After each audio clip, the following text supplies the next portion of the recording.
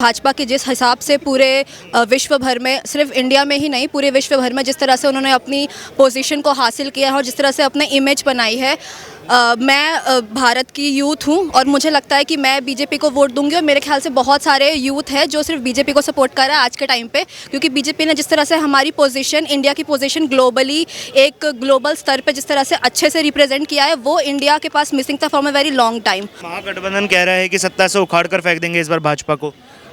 मुझे नहीं लगता ये हो पाएगा, ये पॉसिबल नहीं है।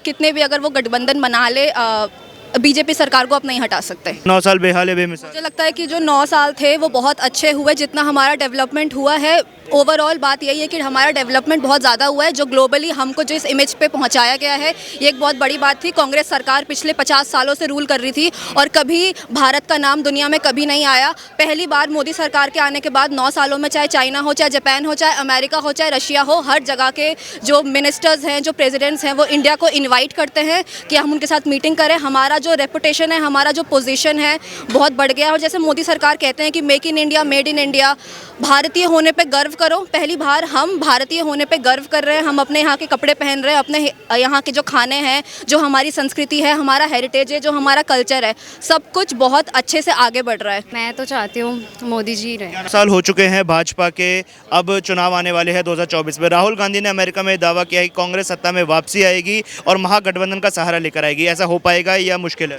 मुझे लगता है कि कांग्रेस ये सोच रही है तो वो उनके सपने ही रह जाएंगे, क्योंकि भाजपा के जिस हिसाब से पूरे विश्व भर में, सिर्फ इंडिया में ही नहीं पूरे विश्व भर में जिस तरह से उन्होंने अपनी पोजीशन को हासिल किया है और जिस तरह से अपने इमेज बनाई है, मैं भारत की यूथ हूं और मुझे लगता है कि मैं बीजेपी को वोट दूंगी। और मेरे ख्याल से बहुत सारे यूथ है जो सिर्फ बीजेपी को सपोर्ट कर रहा है आज के टाइम पे, क्योंकि बीजेपी ने जिस तरह से हमारी पोजीशन, इंडिया की पोजीशन ग्लोबली, एक ग्लोबल स्तर पे जिस तरह से अच्छे से रिप्रेजेंट किया है, वो इंडिया के पास मिसिंग था from a very long time.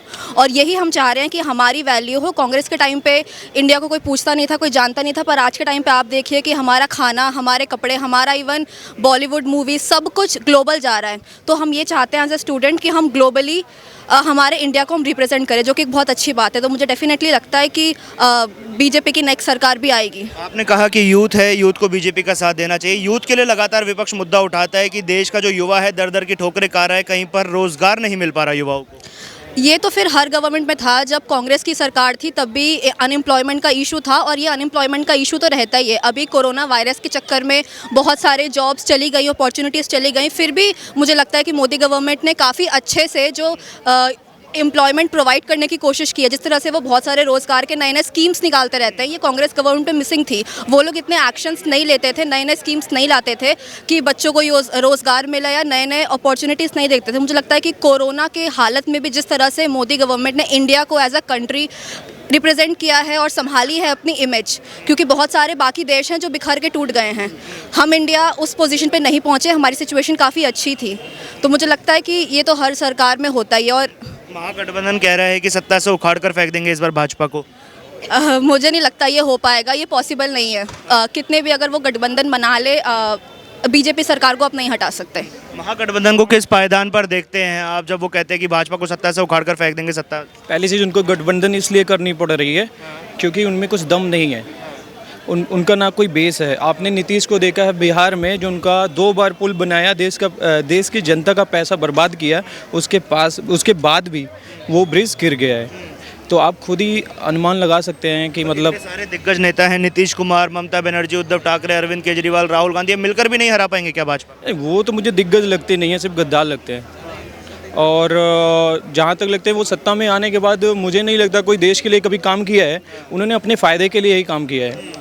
और आगे भी केवल अगर विकास की बात करें तो बीजेपी और मोदी ही कर सकते हैं। सरकार के 9 साल बेहाल या बेमिसाल? बेमिसाल, उम्दा। आपका क्या कहना, 9 साल बेहाल या बेमिसाल? मुझे लगता है कि जो 9 साल थे वो बहुत अच्छे हुए, जितना हमारा डेवलपमेंट हुआ है।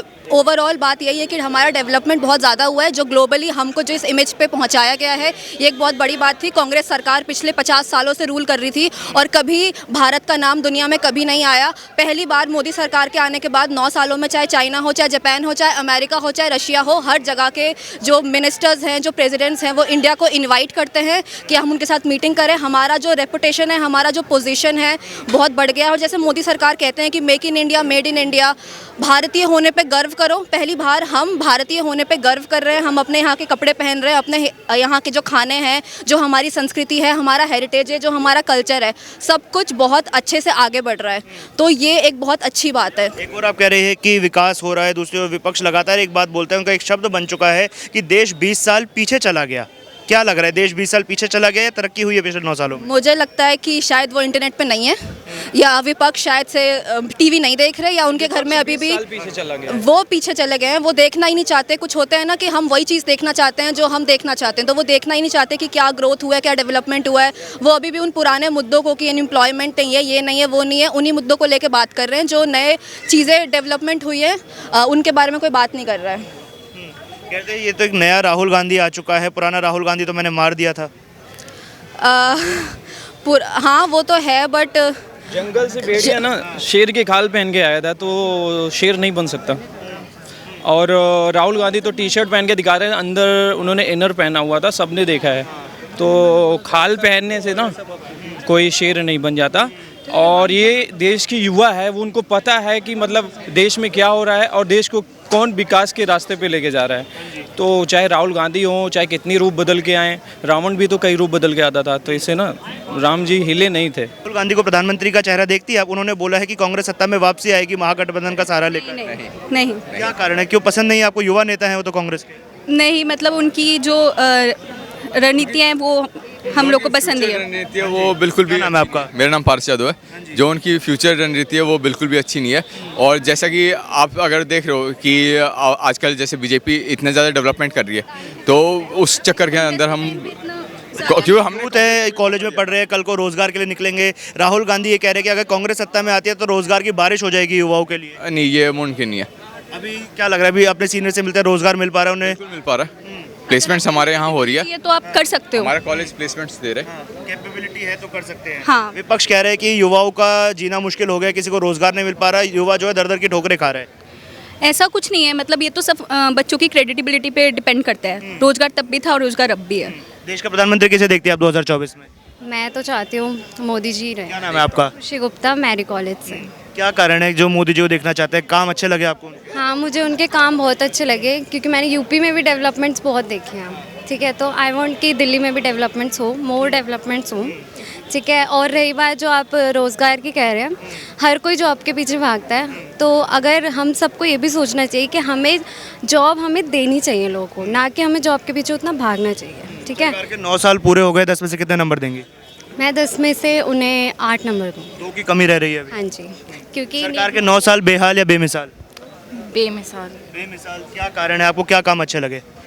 सर जैसे वो वुमेंस के लिए इतना वो करते हैं, प्रोटेक्ट करते हैं उनको, और जो भी क्राइम बढ़ रहा है उन पे वो करते हैं, मतलब एक्शंस लेते हैं, तो वो अच्छा लग रहा है। और डेवलपमेंट भी बढ़ रही है, यूपी में भी काफ़ी डेवलपमेंट हो गई, पहले से तो काफ़ी मतलब क्राइम कम हो गया है। यूपी में डेवलपमेंट देखी है आपने? हाँ जी। और असदुद्दीन ओवैसी कहते हैं कि यूपी में जंगल राज आ गया है, गुंडा राज आ गया है, लोगों का जीना मुश्किल है।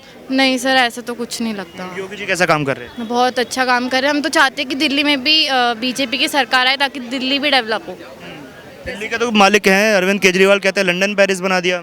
ऐसा तो कुछ नहीं है। मतलब उन्होंने हर चीज़ फ्री तो कर दी है, बट फ्री आपको हर चीज़ फ्री नहीं मिल सकती आज के टाइम में, हम सब जानते हैं। तो कोई चीज़ अगर हमें फ्री मिले तो उसकी बजाय हमें कुछ देना भी पड़ेगा ना, तो वो हमें नहीं लगता कि कुछ। इसकी जो ये राजनीति होती है, इस पर आपका क्या टेक है? होना चाहिए, नहीं मिलनी चाहिए ऐसी चीज़ें फ्री? सर कुछ कुछ जगह पे मिलनी चाहिए, बट इतनी लीलियंसी नहीं होनी चाहिए कि हर चीज़ ही फ्री कर दिया आपने। बिजली फ्री कर दिया, और बिल्कुल मेट्रो तो वो बसेस जो फ्री करी वो तो काफ़ी अच्छा है।